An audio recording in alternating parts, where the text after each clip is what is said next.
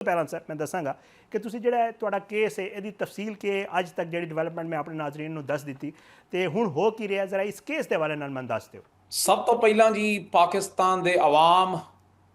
ਸਰਕਾਰ ਤੇ ਫੌਜ ਨੂੰ ਵਾਹਿਗੁਰੂ ਜੀ ਕਾ ਖਾਲਸਾ ਵਾਹਿਗੁਰੂ ਜੀ ਕੀ ਫਤਿਹ।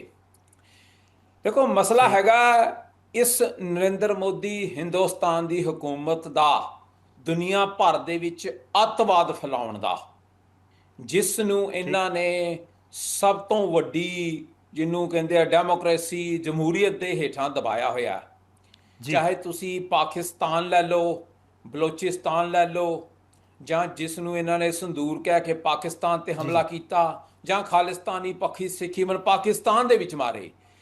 ਹਿੰਦੁਸਤਾਨ ਨਰਿੰਦਰ ਮੋਦੀ ਅੱਜ ਦੀ ਤਾਰੀਖ ਦੇ ਵਿੱਚ ਦੁਨੀਆ ਦਾ ਸਭ ਤੋਂ ਵੱਡਾ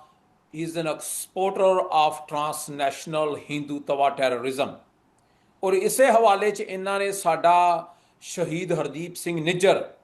18 ਜੂਨ 2023 ਨੂੰ ਕੈਨੇਡਾ ਸਰੀ ਦੇ ਵਿੱਚ ਸ਼ਹੀਦ ਕੀਤਾ ਸੀ। ਉਸੇ ਸਮੇਂ ਇਹਨਾਂ ਨੇ ਮੈਨੂੰ ਇੱਥੇ ਨਿਊਯਾਰਕ ਅਮਰੀਕਾ ਦੇ ਵਿੱਚ ਮਾਰਨ ਦੀ ਕੋਸ਼ਿਸ਼ ਕੀਤੀ ਸੀ, ਔਰ ਅੱਜ ਵੀ ਇਹਨਾਂ ਦੀਆਂ ਕੋਸ਼ਿਸ਼ਾਂ ਜਿਹੜੀਆਂ ਉਹ ਲਗਾਤਾਰ ਜਾਰੀ ਹੈ। ਇੱਦਾਂ ਹੀ ਸਾਡੇ ਯੂਕੇ ਦੇ ਖਾਲਿਸਤਾਨ ਰੈਫਰੈਂਡਮ ਦੇ ਕੋਆਰਡੀਨੇਟਰ ਭਾਈ ਪਰਮਜੀਤ ਸਿੰਘ ਪੰਮਾ ਨੂੰ ਮਾਰਨ ਦੀਆਂ ਕੋਸ਼ਿਸ਼ਾਂ ਜਾਰੀ ਹੈ। ਸੋ ਜਿਹੜਾ ਨਿਊਯਾਰਕ ਦੇ ਵਿੱਚ ਇੱਕ ਕੇਸ ਹੋਇਆ ਜਿੱਥੇ ਅਮਰੀਕਾ ਦੀ ਸਰਕਾਰ ਨੇ ਕੋਰਟ ਦੇ ਵਿੱਚ ਸਬੂਤ ਪੇਸ਼ ਕੀਤੇ ਕਿ ਨਿਖਿਲ ਗੁਪਤਾ ਜਿਹੜਾ ਕਿ ਇਸ ਵਕਤ ਮੰਨ ਚੁੱਕਾ, ਆਪਣਾ ਜੁਰਮ ਕਬੂਲ ਕਰ ਚੁੱਕਾ ਹੈ ਕਿ ਮੈਨੂੰ ਹਿੰਦੁਸਤਾਨ ਇੰਡੀਆ ਨਰਿੰਦਰ ਮੋਦੀ ਦੀ ਸਰਕਾਰ ਦੇ ਇੱਕ ਨੁਮਾਇੰਦੇ ਨੇ, ਉਹਨਾਂ ਨੇ ਬਕਾਇਦਾ ਡਿਪਾਰਟਮੈਂਟ ਆਫ ਜਸਟਿਸ ਨੇ ਇਹ ਪ੍ਰੈਸ ਰਿਲੀਜ਼ ਕੱਢੀ ਹੈ, ਐਨ ਇੰਡੀਅਨ ਗਵਰਨਮੈਂਟ ਇੰਪਲਾਈ, ਔਰ ਉਸ ਦਾ ਨਾਮ ਦੱਸਿਆ ਜਾਂਦਾ ਵਿਕਾਸ ਯਾਦਵ, ਜੋ ਕਿ ਇਸ ਵਕਤ FBI ਦਾ ਮੋਸਟ ਵਾਂਟਿਡ ਹੈ। ਉਹਨਾਂ ਦੇ ਕਹਿਣ ਤੇ ਇਹਨਾਂ ਨੇ ਇੱਥੇ ਮੈਨੂੰ ਮਾਰਨ ਦੀ ਕੋਸ਼ਿਸ਼ ਕੀਤੀ, ਔਰ ਉਸਨੇ ਨਿਖਿਲ ਗੁਪਤਾ ਨੇ ਜਿਹੜਾ ਹੈ ਉਹ ਆਪਣਾ ਜੁਰਮ ਜਿਹੜਾ ਅਦਾਲਤ ਵਿੱਚ ਕਬੂਲ ਜਿਹੜਾ ਕੀਤਾ ਹੈ। ਗੁਰਵੰਤ ਸਿੰਘ ਸਾਹਿਬ, ਤੁਹਾਡੀ ਬੜੀ ਗਹਿਰੀ ਨਜ਼ਰ ਹੈ ਭਾਰਤ ਦੇ ਮਾਮਲਾਤ ਉੱਤੇ, ਤੁਸੀਂ ਕੋਸ਼ਿਸ਼ ਵੀ ਕਰ ਰਹੇ ਹੋ ਸਿੱਖ ਰਾਈਟਸ ਵਾਸਤੇ। ਤੇ ਇੱਕ ਹੋਰ ਵੀ ਮਾਮਲਾ ਹੈ ਜਿਹੜਾ ਭਾਰਤ ਵਿੱਚ ਅੱਜਕੱਲ੍ਹ ਬੜਾ ਜਿਹੜਾ ਹੈ ਉਹ ਹੋ ਰਿਹਾ ਹੈ, ਹਾਈਲਾਈਟ ਹੋ ਰਿਹਾ ਹੈ, ਉਹ ਹੈ ਮਨੀਪੁਰ ਦਾ ਮਾਮਲਾ। ਉੱਥੇ ਕਰਫਿਊ ਵੀ ਲਾ ਦਿੱਤਾ ਗਿਆ ਹੈ ਔਰ ਕਿਹਾ ਜਾ ਰਿਹਾ ਹੈ ਕਿ ਮਨੀਪੁਰ ਵਿੱਚ ਜਿਹੜਾ ਹੈ ਉਹ ਅਲੱਗ, ਮਨੀਪੁਰ ਨੂੰ ਅਲੱਗ ਕਰਨ ਦਾ ਜਿਹੜਾ ਉੱਥੇ ਮੁਤਾਲਬਾ ਜ਼ੋਰ ਪਕੜਦਾ ਜਾ ਰਿਹਾ ਹੈ। ਤੇ ਇਸ ਮੁਤਾਲਬੇ ਦੇ ਹਵਾਲੇ ਨਾਲ ਮਨੀਪੁਰ ਦੇ ਜਿਹੜੇ ਮਾਮਲਾਤ ਨੇ ਉਹਨਾਂ ਦੇ ਹਵਾਲੇ ਨਾਲ ਮੈਂ ਚਾਹਾਂਗਾ ਕਿ ਤੁਸੀਂ ਦੱਸੋ ਤੁਹਾਡੀ ਕੀ ਰਾਏ ਹੈ, ਕਿਉਂ ਭਾਰਤ ਇਹ ਸਾਰਾ ਕੁਝ ਉੱਥੇ ਕਰ ਰਿਹਾ? ਦੇਖੋ ਹਿੰਦੁਸਤਾਨ ਦੇ ਵਿੱਚ ਜਿਹੜਾ ਹੈ ਉਹ ਹੈ ਇੱਕ ਯੂਨੀਅਨ ਆਫ ਸਟੇਟਸ, ਤੇ ਜਿਹੜੀਆਂ 7 ਸਿਸਟਰ ਸਟੇਟਸ ਹੈ ਜਿਹਦੇ ਵਿੱਚ ਮਨੀਪੁਰ, ਨਾਗਾਲੈਂਡ, ਮਿਜ਼ੋਰਮ, ਮੇਘਾਲਿਆ ਉਹ ਸਾਰਾ ਹਿੱਸਾ ਆਉਂਦਾ। ਉਹ ਪਿਛਲੇ 40-50 ਸਾਲ ਤੋਂ ਆਜ਼ਾਦੀ ਦੀ ਜਿਹੜੀ ਜੰਗ ਹੈ ਉਹ ਲੜਦੇ ਪਏ ਹੈ, ਔਰ ਉਹ ਜਿਹੜਾ ਮਨੀਪੁਰ, ਮੇਘਾਲਿਆ, ਨਾਗਾਲੈਂਡ ਏਰੀਆ ਉਹ ਹਿੰਦੁਸਤਾਨ ਦਾ ਇੱਕੋ ਇੱਕ ਏਰੀਆ ਜਿਹਦੇ ਵਿੱਚ ਕ੍ਰਿਸਚਨ ਜਿਹੜੇ ਆ ਉਹ ਮੈਜੋਰਟੀ ਦੇ ਵਿੱਚ ਹੈ। ਔਰ ਜੇ ਤੁਸੀਂ ਪਿੱਛੇ ਦੇਖੋਗੇ ਕਿ ਉਸੇ ਮਨੀਪੁਰ ਦੇ ਵਿੱਚ 700 ਤੋਂ ਵੱਧ ਚਰਚ ਜਿਹੜੇ ਹੈ ਉਹ ਇਸ ਨਰਿੰਦਰ ਮੋਦੀ ਹਿੰਦੁਸਤਾਨ ਦੀ ਜਿਹੜੀ ਹਿੰਦੂਤਵਾ ਆਈਡੀਓਲੋਜੀ ਹੈ ਉਹਨਾਂ ਨੇ ਕ੍ਰਿਸਚਨ ਦੇ ਜਿਹੜੇ ਚਰਚ ਹੈ ਉਹ ਸਾੜੇ ਆ, ਉਹ ਫੂਕੇ ਆ। ਔਰ ਅਸੀਂ ਪ੍ਰੈਜ਼ੀਡੈਂਟ ਟਰੰਪ ਨੂੰ ਜਿਹੜੀ ਇੱਕ ਲੈਟਰ ਲਿਖੀ ਸੀ ਔਰ ਉਸਨੂੰ ਇਹ ਸੁਜੈਸਟ ਕੀਤਾ ਸੀ ਕਿ ਲਗਾਤਾਰ ਜਿਸ ਨੂੰ ਇਹ ਕ੍ਰਿਸਚਨ ਲੈਂਡ ਕਹਿੰਦੇ ਜੀ ਉੱਥੇ ਬਣਨਾ ਚਾਹੀਦਾ, ਵੀ ਉਸਨੂੰ ਟਰੰਪ ਲੈਂਡ, ਉਹਦਾ ਨਾਮ ਜਿਹੜਾ ਹੈ ਉਹ ਇੱਕ ਅਲੱਗ ਮੁਲਕ ਕ੍ਰਿਸਚਨਸ ਵਾਸਤੇ ਹਿੰਦੁਸਤਾਨ ਤੋਂ 7 ਸਿਸਟਰਸ ਨੂੰ ਅਲੱਗ ਕਰਕੇ ਬਣਾਇਆ ਜਾਏ। ਗੁਰਵੰਤ ਸਿੰਘ ਸਾਹਿਬ, ਤੁਸੀਂ ਆਪੋ ਹੀ ਕਹਿ ਚੁੱਕੇ ਹੋ, ਵੇਖੋ ਸਾਡੇ ਮੁਲਕ ਵਿੱਚ ਤਾਂ ਤੁਹਾਨੂੰ ਪਤਾ ਹੈ ਕਿ ਚਾਹੇ ਉਹ ਬਲੋਚਿਸਤਾਨ ਹੋਵੇ, ਚਾਹੇ KP ਹੋਵੇ, ਜਿੱਥੇ ਵੀ ਕੋਈ ਦਹਿਸ਼ਤਗਰਦੀ ਹੁੰਦੀ ਹੈ ਉਹਦੇ ਵਿੱਚ ਭਾਰਤੀ ਪ੍ਰੋਕਸਿਸ ਫਿਤਨਤੁਲ ਹਿੰਦੁਸਤਾਨ ਅਸੀਂ ਉਹ ਜਿਹੜਾ ਉਹਦੇ ਵਿੱਚ ਮੁਲਵਿਸ ਵੀ ਹੁੰਦੇ ਨੇ, ਸਹੂਲਤਕਾਰੀ ਵੀ ਹੁੰਦੀ ਉਹਨਾਂ ਦੀ ਤਰਫ ਕੋਲ, ਤੇ ਉਹ ਸਾਰੇ ਇੱਥੇ ਮਿਲ ਕੇ ਹਮਲੇ ਕਰ ਰਹੇ ਨੇ। ਮੈਂ ਪਿਛਲੇ ਦਿਨਾਂ ਵੇਖ ਰਿਹਾ ਸਾਂ, ਤੁਸੀਂ ਬਲੋਚਿਸਤਾਨ ਦੇ ਹਵਾਲੇ ਨਾਲ ਹੀ ਗੱਲ ਕੀਤੀ ਸੀ, ਤੇ ਇਹ ਜਿਹੜਾ ਪਾਕਿਸਤਾਨ ਵਿੱਚ ਵੀ ਦਹਿਸ਼ਤਗਰਦੀ ਕਰ ਰਿਹਾ ਹੈ, ਭਾਰਤ ਪ੍ਰੋਕਸੀ ਦੇ ਤੌਰ ਤੇ ਇਸਤੇਮਾਲ ਕਰ ਰਿਹਾ ਅਫਗਾਨਿਸਤਾਨ ਦੀ ਸਰਜ਼ਮੀਨ ਨੂੰ, ਮੈਂ ਚਾਹਾਂਗਾ ਕਿ ਇਸ ਹਵਾਲੇ ਨਾਲ ਤੁਸੀਂ ਗੱਲ ਕਰਦੇ ਰਹਿੰਦੇ ਹੋ, ਤੇ ਇਹ ਜਿਹੜੀ ਮੋਦੀ ਦੀ ਦਹਿਸ਼ਤਗਰਦ ਸੋਚ ਹੈ ਜਾਂ ਇਹ ਹਿੰਦੂਤਵਾ ਦੀ ਜਿਹੜੀ ਸੋਚ ਹੈ ਉਹਦੇ ਹਵਾਲੇ ਨਾਲ ਕੀ ਕਹੋਗੇ? ਦੇਖੋ ਜਿਹੜਾ ਇਸ ਵਕਤ ਹਿੰਦੁਸਤਾਨ ਹੈ ਉਹਦੀ ਸਭ ਤੋਂ ਨੇੜੇ ਦਾ ਸਾਥੀ ਨਰਿੰਦਰ ਮੋਦੀ ਦਾ ਉਸ ਸਾਊਥ ਏਸ਼ੀਆ ਖਿੱਤੇ ਵਿੱਚ ਹੈਗੇ ਆ ਅਫਗਾਨਿਸਤਾਨ ਦੇ ਤਾਲਿਬਾਨ ਰਜੀਮ, ਜਿਸ ਨੂੰ ਅਮਰੀਕਾ ਦੀ ਸਰਕਾਰ ਨੇ ਇੱਕ ਅੱਤਵਾਦੀ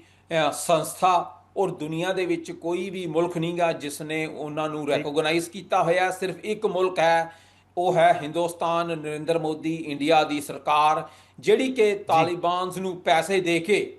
ਔਰ ਉਹਨਾਂ ਤੋਂ ਜਿਹੜਾ ਕ੍ਰਾਸ ਬਾਰਡਰ ਟੈਰਰਿਜ਼ਮ ਹੈ, ਜਿਹੜਾ ਪਾਕਿਸਤਾਨ ਦੀ ਫੌਜ ਦੇ ਉੱਤੇ ਜਾਂ ਪਾਕਿਸਤਾਨ ਦੀ ਆਵਾਮ ਦੇ ਉੱਤੇ ਅੱਤਵਾਦੀ ਹਮਲੇ ਕਰਵਾਏ ਜਾ ਰਹੇ ਹੈ, ਔਰ ਸਭ ਤੋਂ ਜ਼ਿਆਦਾ ਇਫੈਕਟ ਉਹ ਬਲੋਚਿਸਤਾਨ 'ਚ ਕਰਨ ਦੀ ਕੋਸ਼ਿਸ਼ ਕਰ ਰਹੇ ਹੈ ਕਿ ਕਿਸੇ ਤਰੀਕੇ ਦੇ ਨਾਲ ਅੱਤਵਾਦੀ ਹਮਲੇ ਕਰਾ ਕੇ, ਜਿਸ ਦੇ ਪਿੱਛੇ ਹਿੰਦੁਸਤਾਨ ਦੀ ਰਾਹ ਏਜੰਸੀ ਹੈ, ਪੈਸੇ ਦਿੰਦੀ ਹੈ, ਹਥਿਆਰ ਦਿੰਦੀ ਹੈ, ਔਰ ਅਫਗਾਨਿਸਤਾਨ 'ਚੋਂ ਅੱਤਵਾਦੀ ਲੈ ਕੇ ਉਹ ਬਲੋਚਿਸਤਾਨ ਤੇ ਹਮਲੇ ਕਰਦੇ ਹੈ, ਤਾਂ ਜੋ ਬਲੋਚਿਸਤਾਨ, ਜਿੱਥੇ ਇਸ ਵਕਤ ਅਮਰੀਕਾ ਬਿਲੀਅਨਸ ਆਫ ਡਾਲਰਸ ਲਗਾ ਰਿਹਾ ਹੈ, ਕਿ ਅਮਰੀਕਾ ਜਿਹੜਾ ਹੈ ਉਹ ਆਪਣੀ ਇਨਵੈਸਟਮੈਂਟ ਨਾ ਕਰੇ, ਪਾਕਿਸਤਾਨ ਇਕਨੋਮਿਕਲੀ ਸਟਰੋਂਗ ਨਾ ਹੋਵੇ, ਤੇ ਬਲੋਚਿਸਤਾਨ ਨੂੰ ਵੀ ਬੰਗਲਾਦੇਸ਼ ਦੀ ਤਰ੍ਹਾਂ ਇੱਕ ਅੰਗ ਜਿਹੜਾ ਪਾਕਿਸਤਾਨ ਦਾ ਹੋਰ ਜਿਹੜਾ ਤੋੜਿਆ ਜਾਏ।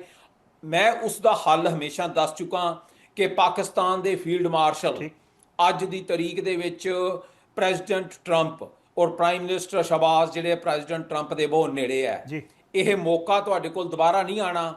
ਤੁਸੀਂ ਡਿਫੈਂਸਿਵਲੀ ਪੰਜਾਬ ਦੇ ਵਿੱਚ ਖਾਲਿਸਤਾਨ ਲਿਬਰੇਸ਼ਨ ਆਰਮੀ ਦਾ ਸਾਥ ਦਿਓ, ਸਿੱਖ ਫੌਜੀਆਂ ਨੂੰ ਤੁਸੀਂ ਹਥਿਆਰਬੰਦ ਕਰੋ, ਤੁਸੀਂ ਉਹਨਾਂ ਨੂੰ ਹਥਿਆਰਬੰਦ ਕਰੋ ਡਿਫੈਂਸਿਵਲੀ, ਕੋਈ ਅੱਤਵਾਦ ਫੈਲਾਉਣ ਲਈ ਨਹੀਂ। ਪੰਜਾਬ ਨੂੰ ਭਾਰਤ ਦੇ ਕਬਜ਼ੇ ਚੋਂ ਆਜ਼ਾਦ ਕਰਾਉਣ ਲਈ ਤੁਸੀਂ ਖਾਲਿਸਤਾਨ ਲਿਬਰੇਸ਼ਨ ਆਰਮੀ ਦਾ ਸਾਥ ਦਿਓ, ਤਾਂ ਜੋ ਭਾਰਤੀ ਕਬਜ਼ੇ ਵਾਲਾ ਜਿਹੜਾ ਪੰਜਾਬ ਹੈ ਉਹ ਆਜ਼ਾਦ ਮੁਲਕ ਖਾਲਿਸਤਾਨ ਹੋ ਸਕੇ। ਉਸ ਦੇ ਨਾਲ ਹੀ ਕਸ਼ਮੀਰ ਆਜ਼ਾਦ ਹੋਏਗਾ, ਉਸ ਦੇ ਨਾਲ ਹੀ ਜਿਹੜੀ ਪਾਕਿਸਤਾਨ ਦੀ ਹੋਂਦ ਹੈ ਉਹ ਹਮੇਸ਼ਾ ਦੇ ਲਈ ਚੜ੍ਹਦੀ ਕਲਾ ਦੇ ਵਿੱਚ ਰਹੇਗੀ। ਠੀਕ, ਗੁਰਬੰਸ ਸਿੰਘ ਸਾਹਿਬ ਦੱਸੋ ਨਾ ਕਿ ਠੀਕ ਹੈ, ਸਾਡੇ ਨਾਲ ਇੱਕ ਉਹਨਾਂ ਦਾ ਇੱਕ ਮਾਮਲਾ ਹੋਇਆ, ਮਾਈ 'ਚ ਮਾਰ ਪਈ ਉਹਨਾਂ ਨੂੰ ਅੱਛੀ ਖਾਸੀ, ਔਰ ਪੂਰੀ ਦੁਨੀਆ ਵੇਖੀ ਔਰ ਪੂਰੀ ਦੁਨੀਆ ਇਤਰਾਫ ਵੀ ਕਰ ਰਹੀ ਹੈ, ਲੇਕਿਨ ਉਹ ਨਾ ਬਾਜ਼ ਨਹੀਂ ਆ ਰਹੇ। ਉਹ ਕਦੇ ਖੇਡ ਦੇ ਮੈਦਾਨ ਵਿੱਚ ਸਾਜ਼ਿਸ਼ ਕਰਦੇ ਨੇ, ਉਹ ਵੀ ਇੱਕ ਦਹਿਸ਼ਤਗਰਦੀ ਹੈ ਨਾ, ਉਹਨੂੰ ਅਗਰ ਅਸੀਂ ਖੇਡਾਂ ਦੀ ਦਹਿਸ਼ਤਗਰਦੀ ਕਹੀਏ, ਹੱਥ ਨਹੀਂ ਮਿਲਾਉਂਦੇ, ਇਹ ਨਹੀਂ ਹੁੰਦਾ, ਉਹ ਨਹੀਂ ਹੁੰਦਾ।